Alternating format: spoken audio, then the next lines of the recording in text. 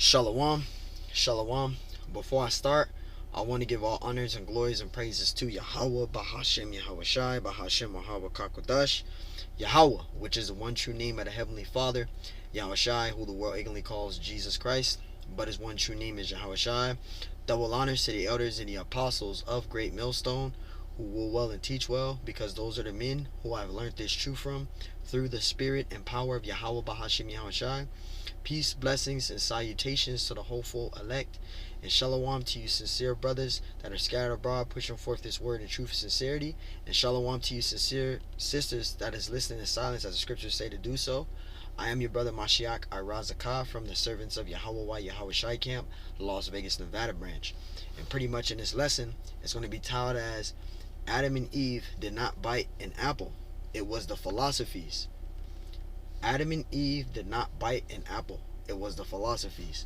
And we're going to prove that in this lesson. This is going to be a quick hit because, you have jakes that come into this truth and, they still have they're still indoctrinated in the ways of Christianity in the 501c3, where they'll read Genesis 3, start at verse 1 and read down to 6, and they'll assume that Adam and Eve took an apple and bit the apple. The serpent they say it was a snake, like an actual snake talking to Eve, and told Eve to bite an apple, and she bit an apple, and then she was just realized she was naked, and then all this other bugged out stuff. All right, so we're gonna break this down through the spirit, and Lord willing, is edifying to you that are new in the truth, trying to get this truth. So Lord willing, this lesson is edifying. This is Genesis 3 and 1, and we're going to read down to verse 6, all right? Genesis 3 and 1, it says, Now the serpent was more subtle than any beast of the field which the Lord power had made. Now that serpent there, you have people, they'll read that there, and they'll say, see, the snake came onto Eve and beguiled her and started talking to her. It wasn't an actual snake. That serpent there was an actual man. And just for an example, when you can go on Google and look it up. When you look up serpent, it says a treacherous person. So when you don't trust a person is sly, and they do something behind your back, you call that guy a snake, right? You be like, that dude is a snake. I don't trust that guy. He's a snake. So that serpent there is actually talking about an actual person, because Adam and Eve were not the only two people around in that time. You had the sons of God, which were the Israelites. You had the sons of men, which were the other nations, and you had the sons of the wicked, which were the Edomites. So there was other nations there. Adam and Eve were not the only two people there. Okay, they had people there. We're going to prove that. There were other people there. So when you read about the serpent, that serpent was an actual person. And at that time, it was Esau. He had melanin in. But that serpent was an actual person, and that was Esau. Right? Let's read again. This is Genesis 3 and 1. It says, Now the serpent was more subtle than any beast of the field which the Lord had made. You see that? Let's continue. And it says, And he said unto the woman, right? Yea, have Elohim said, Ye shall not eat of every tree that are of the garden. And remember that word tree there, because this is where people get slipped up. They'll see tree and they'll think it's talking about an actual tree. But that tree there is talking about people.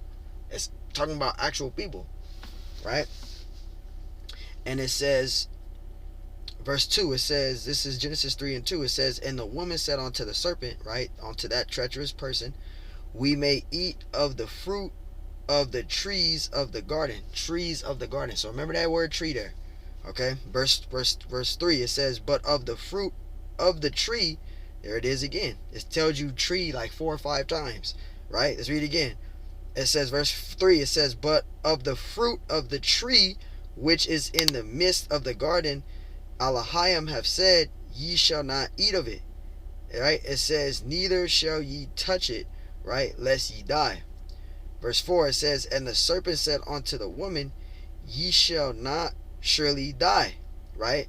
Verse 5, For it says, For the Most High For the Most High doeth know that in the day ye eat thereof, then your eyes shall be open, and ye shall be as gods, knowing good and evil. But this is the main point that I'm going to get to. I'm going to break it down. Verse 6, And when the woman saw that the tree, right, was good for food, and that it was pleasant to the eyes, and a tree to be desired to make one wise. It says, she took of the fruit thereof and did eat, and gave also unto her husband with her, and he did eat. And what was that they ate? It was, they took on the philosophies. It wasn't actual fruit, it was the philosophies. We're going to prove that. But first, I want to prove that word tree there. Because remember, when we read it, it said tree, trees, tree, trees, trees, tree. Right? Let's get Mark 8:24. This is Mark chapter 8:24, and then we're going to go back. But I'm going to make this slow as possible so Jace can understand, okay? Mark 8:24, right? And this is to prove that those trees there were referring to people. They're talking about actual people. This is Mark 8:24. It says, and he looked up and said, I see men as trees walking. See, so those trees were referring to actual people. Those are people, that those trees that was mentioned in there. So you had other people there that was in that time, right? So she took on the philosophies, and then she gave it on to Adam. She gave on to Adam those philosophies, right? That's what that forbidden fruit is referring to. So now go back to Genesis 3:6, and then we're going to get that Hosea 10:13 out. Because once we get to Hosea 10:13, then people are going to be like, oh, okay, I see. See, this is why it's important to learn from the true men of the Lord, who are the elders and apostles of Great Millstone. Because once you become acknowledging this truth, you're going to start understanding things. But the Lord got to give it to you to be able to understand it. Because you can't just read the Bible and just think you just know what you're reading. No. It has to be given to you through the Spirit. You have to. That's the only way you're going to be able to understand it. Genesis 3:6, it says, and when the woman saw that the tree was good for food. So there you go. Those trees were actual people, right? That tree there was an actual person that beguiled Eve to take on that forbidden fruit, which was the philosophies. So it was people actually there. It says, and that it was pleasant to the eyes, and a tree to be desired to make one wise. How are you going to be wise? You can't. We eat apples today, and that's the thing. If Adam and Eve actually bit an apple, why are we eating apples today? Wouldn't that be off of the Mosaic law? It would say, thou shalt not eat an apple, thou shalt not eat a pear, thou shalt not eat a water. We wouldn't be able to eat fruit. It would be under the Mosaic law. It would be unlawful to eat fruit, which we eating fruit today. That wouldn't make no sense. So when you read the scriptures, you can't eat an apple. It's not going to make you wise, right? What's going to make you wise? Taking on different philosophies, different things, right? And the things that you think is wise is can bug you out. That's why it's called righteous fruit and unrighteous fruit, the forbidden fruit, because you don't want to take on something that can bug you out. You got Jakes that took on the forbidden fruit, which is false doctrines, philosophies. Those are forbidden fruits, right? Verse 6, it says, and when the woman saw that the tree was good for food, right, and that it was pleasant to the eyes, and a tree to be desired to make one wise. You see that? She took on the philosophies, and she took of the fruit thereof, the philosophies, right? And it says, and did eat, right? She took of it, the philosophies, and gave also unto her husband with her, and he did eat. They took on the philosophies, and we're going to prove that. This is, let's get out that Hosea. We're going to prove that it's talking about the philosophies here. It wasn't talking about no actual apple, no damn watermelon, no damn pear. It's talking about the actual, it's talking about the philosophies. This is Hosea 10:13. And it says, ye plowed wickedness. See, when you plow, what is plowing? When you plowing something, you're planting something, right? So when they plowed wickedness, they planted wickedness, which is what? Taking on a philosophy, a false, should I say, doctrine, right? When you take on, let's say you learn from Great Millstone, right? You learn from Great Millstone. Those are men you studying from. And then you watch a different Israelite group with a different doctrine. So let's say GMS, because GMS do teach that the MOTB, right, is the MOTB is the C-hip. And we all know that. That's the truth. But you go on and you take on you listen to a different Israelite group, and they say that the MOTB is spiritual. It's not a physical thing, it's spiritual. And you take on to that.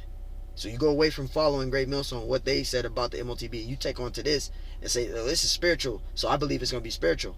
Now you plowed wickedness because you took on a false doctrine. You took on a lie. That's plowing something. So when you plow something, you're literally planting something. So Adam and Eve, they plowed wickedness. They took on the philosophies. They plowed wickedness. So when you read Hosea 10 and 13, I'm just using that as an example so people can get it.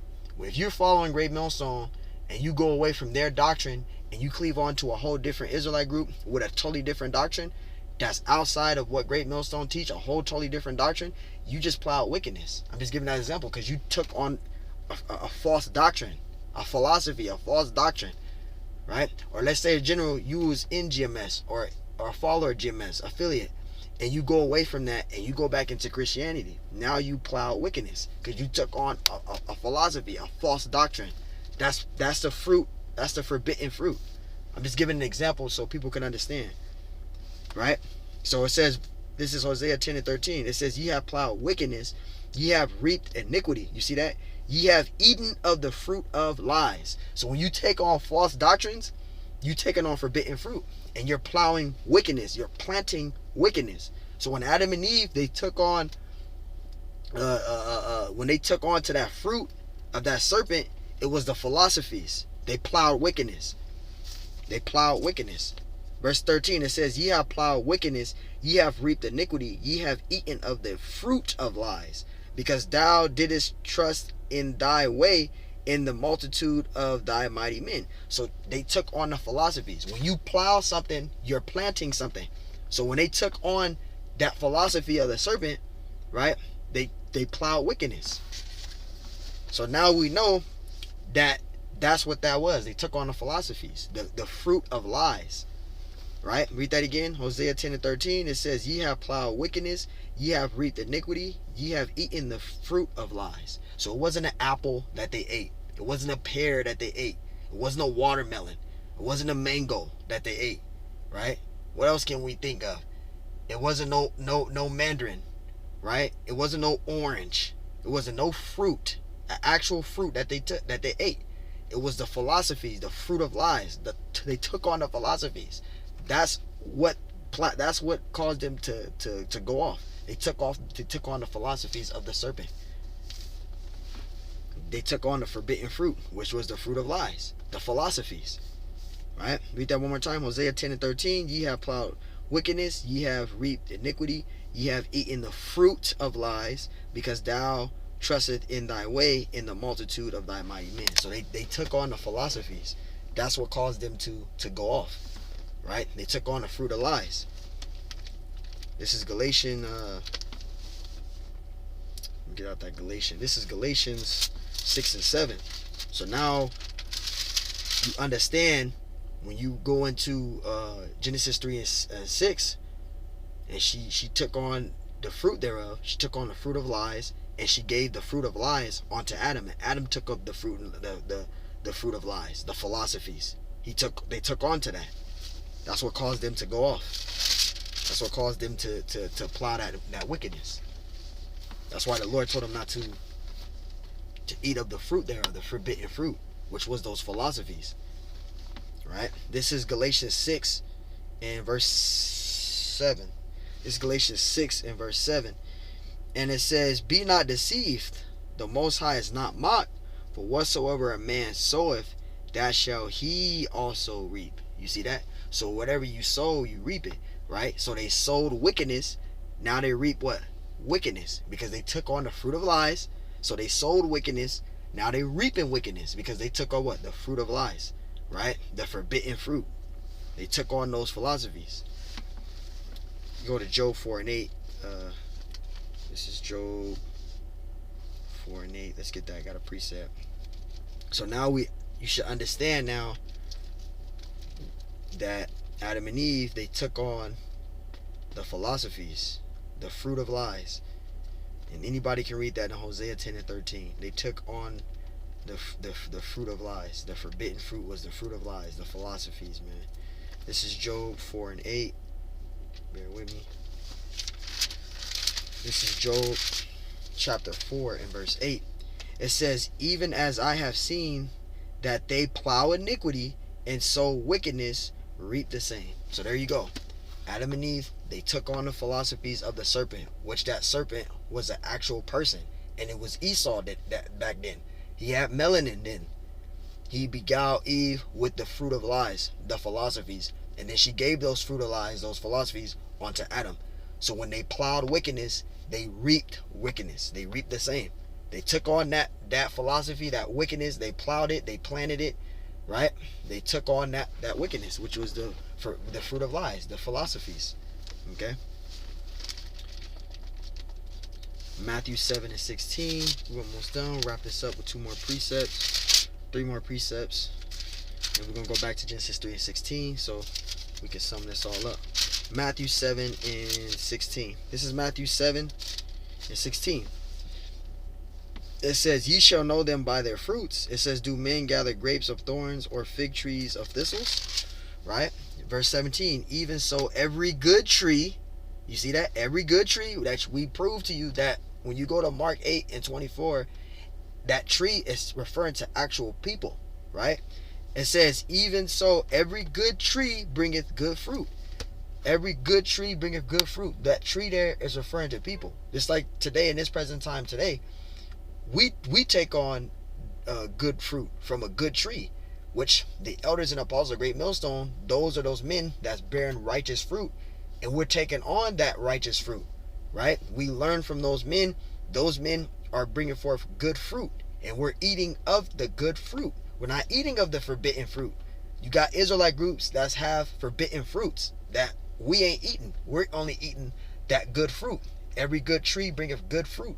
So we're taking on the good fruit. We're eating that good fruit, which is what this 100% truth, right? Which the elders teach, the 100% truth. We cleaving on to the righteous fruit. We're eating of that good fruit, right? So that's I'm just using that as an example for people that understand. So when you're studying from Great Millstone, you're taking of the good fruit. You're eating the good fruit. You're not eating the forbidden fruit. Now these other Israelite groups that's outside of Great Millstone that have a totally different doctrine, that's forbidden fruit. That's plowing wickedness. But the elders apostles of Great Millstone, they're not plowing wickedness. They're plowing righteousness, and we're eating of that good fruit. I'm just giving an example so people can understand, right? It says, but a corrupt tree bring forth evil fruit. And that corrupt tree, that's a actual person, people, right? So you got Israelite groups that, just for example, they teach corrupt fruit. Things that's going off, that's contrary to the scriptures, that's opposite to the scriptures. So this is why we say follow one camp, follow Great Millstone, because you're eating of the good fruit, the righteous fruit. But you got those trees out there, which are those other Israelite groups that teach corrupt fruit. I'm just giving that as an example, that teaches corrupt fruit.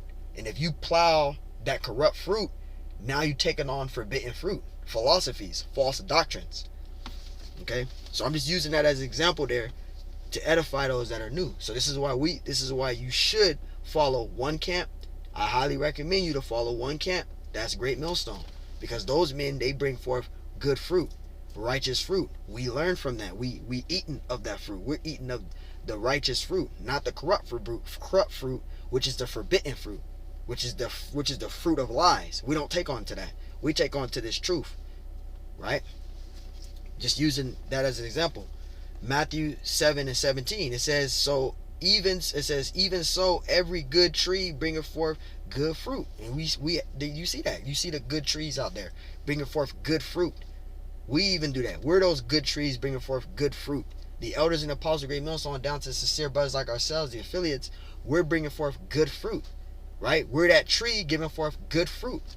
We're giving the righteous fruit, the fruit of truth, right? The fruit of truth. That's the best way to say it. We give the fruit of truth. Our elders and apostles of Great Millstone, the fruit of truth. But those other Israelite groups, they teach corrupt fruit, right? They do corrupt fruit, which is the fruit of lies, going off on scriptures, right? And it says, but a corrupt tree bringeth forth evil fruit. Verse 18, a good tree cannot bring forth evil fruit. You see that?